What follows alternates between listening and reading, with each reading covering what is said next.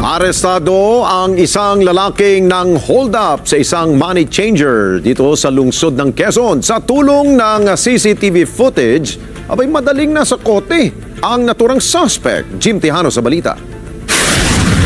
Ito ang kuha ng CCTV sa isang money changer sa kahabaan ng Tomas Morato Avenue sa Quezon City. Sa unang tingin, karaniwang customer lang ang lalaki.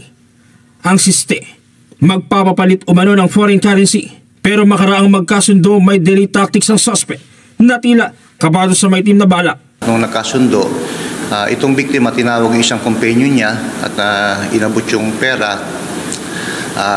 Saglit lang lumabas itong suspect na di umano'y tinawagan niya ang kanyang asawa at pagbalik nga, binuksan yung bag niya. Sa ilang saglit, bigla nagbago ang sitwasyon. Mula sa bag, hindi pera ang inilabas kundi baril. Takot ang naramdaman ng empleyado ng mga oras na yon. Agad iniabot ang pera mula sa kahera. Kalahating milyong piso ang tinangay ng suspect bago tumakas. Ang akala ng biktima ay ilalabas na yung euro dollar. Hindi po ang inilabas kundi yung baril.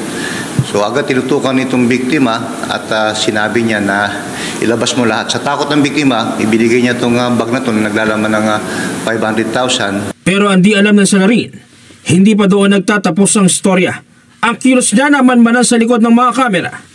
Hindi nagtagal na trace ng mga pulis ang ginamit na sasakyan ng suspect gamit ang CCTV backtracking at forward tracking. Conduct tayo ng manhunt operation dito. Pagdating ng 2 days, doon nga natunto natin dito yung sasakyan na ginamit ng suspect na nakapark sa loob ng compound ng isang condominium dito along Marcos Highway, Pasig City. Mula sa halos kalahating milyong pisong nakulimbat ng suspect, nabawi ang 400,000 pisong pera at isang toy gun at ang sasakyan nito na ginamit sa krimen. Ang 100,000 piso na pera hindi na nabawi matapos magamit ng suspect. Sa tala ng pulisya, dati nang nasangkot sa kaso ang suspect. Taong 2023 nang masampahan siya ng qualified theft. Kasong robbery at paglabag sa Comprehensive Firearms and Ammunition Regulation Act ang kinakaharap ngayon ng lalaki. Not really at this moment. Yeah, no comment. Jim Tejano para sa mata ng Agila. Matatag, matapang, matapat.